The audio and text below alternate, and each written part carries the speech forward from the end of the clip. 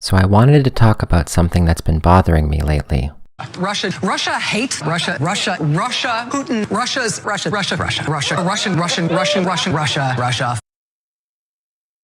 Yes. Russia.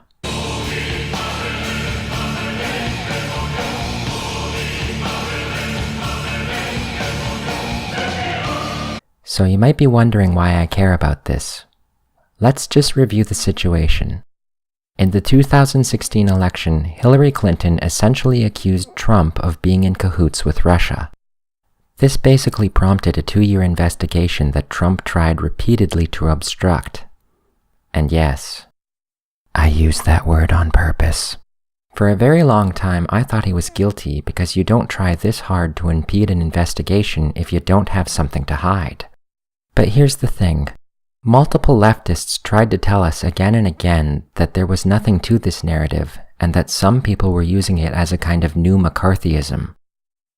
I remember multiple people claiming that Jill Stein was a Russian agent. Then, a couple weeks ago, Robert Mueller finished his investigation, which essentially concluded that there was insufficient evidence to indicate that Trump colluded with Russia to rig the election. Now, why does that matter? Well, if you'll allow me to summon the ghost of Lee Camp. The Democrats and the faux resistance and our media have caused deep harm. And here's how. Number one, they have made it look like Trump has the moral high ground and has been the victim of a witch hunt for 2 years. This gives him a great platform to run for re-election. Number two, they put the two most heavily armed countries in the world at the brink of nuclear war 2 minutes to midnight, according to scientists. Number three, they took all airtime away from the actual ways in which Trump, the GOP, and the corporate Democrats are destroying this country, extracting the resources, and ensuring our environmental collapse. Number four, they have made Trump's endless lies seem legitimate, because his claims that he's been targeted by a lying media have been proven completely correct.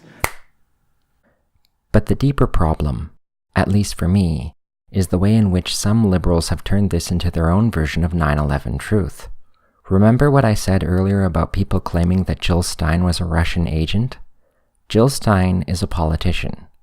Well, and a doctor, but in this case it's her role as a politician that matters. Like every other politician, she's right about some things and wrong about other things. But if challenging Hillary Clinton's progressive credentials makes you a traitor, well, then you've got a lot of traitors on your hands now, don't you? I'm not one of those leftists who despises Hillary Clinton. I've made that clear several times. Bernie Sanders and Hillary Clinton are both people, a mix of virtues and vices that cast them both into a kind of gray area.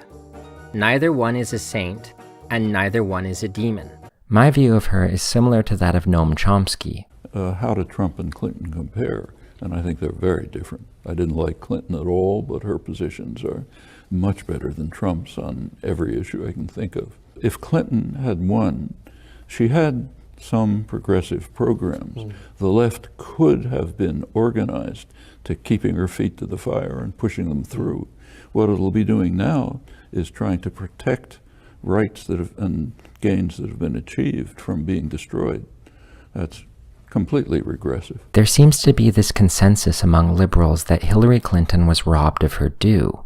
And that bothers me because no one is entitled to a term in public office.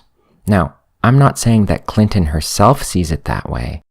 I'm quite sure that she recognizes that a term in public office is an opportunity she must earn, and not a right that comes with her last name. But her fans definitely feel that she's been cheated. In a way, she was, but the bigger issue for me are the flaws in America's electoral system. Again, my view on Russian meddling is similar to that of Noam Chomsky. Yes, it happened, but it wasn't the factor that decided the election. But I really dislike the way liberals are using this as an excuse to silence radical opinions of any kind, making no distinction between the evils of radical right-wing hate and the systemic critiques of capitalism and the political systems that we see on the left.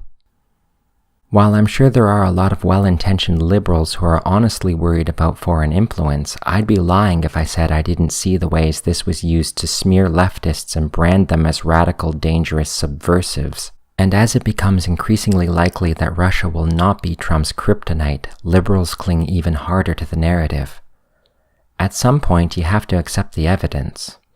I mean, now the story is that William Barr lied when he said that Trump was exonerated, and that there is damning evidence in Mueller's report, but it's not being shared with the public. So, what's your contention then? That Barr completely misrepresented Mueller's conclusions and Mueller just said nothing? Maybe I'm wrong. Maybe there is something useful in there. Probably not collusion, but maybe some lesser crime. But if there is, I'm 99% certain that the public will never see it. But there's also a refusal among liberals to acknowledge that Hillary Clinton's tepid centrism was really unpopular. And for good reason. Capitalism is screwing a lot of people over. I've said before that you should be willing to elect the lesser evil to keep the greater evil out, but liberals just stop there. They don't realize that it's not enough to just keep the greater evil out. You have to move in a positive direction. Yes, I realize that they don't see socialism as moving in a positive direction, but ask yourself why that is. Is it because they want to maintain their position of privilege and power that they have in the current system? So they cling to Russia because if they can find some legal remedy to their problems, if they can remove Trump from office by impeachment, they won't have to appeal to voters with actual progressive policy. You want to beat Trump? It's pretty simple. Healthcare, climate action, no more wars, reproductive freedom, clean up the justice system. Do that and you will win over voters. Hey everyone, it's Rich. Here are a few things you can do to help support this channel. Number 1, become a patron. I've recently made it so that rewards are available to all patrons no matter how much they pledge. So for $1 a month, you get the Moraine Chronicles, you get early access to the videos, and you get the live stream. Number 2, pick up some fantastic literature. And number 3, share these videos with your friends. If you think I make great content, then spreading the message to more people will really help. Thanks so much. Have a great day. Bye.